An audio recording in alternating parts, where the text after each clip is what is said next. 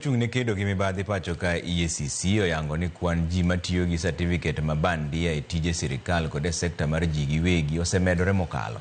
EACC wacho ni gin kod ripode mag ji 549 ma itudo gi bedo gi oboke ma bandia e thuolo mag tije kendo itimonegi nonro gi lek mar kaonegi okang' mar chik. Jata tije mar EACC Abdi Mohamud wacho ni giluwo ndach omenda maromo siling milion 460 ma oseng'wan gi ji matiyo gi oboke ma bandia. Since 2022, the Commission received and has taken up for investigations a total of 549 reports of forgery of academic and professional certificates. Out of this, 134 investigation files have been completed, with 85 files being forwarded to the Director of Public Prosecutions. And 33 are pending in court currently as we sit here. 20 cases have been concluded in court, resulting in 13 convictions and 7 acquittals.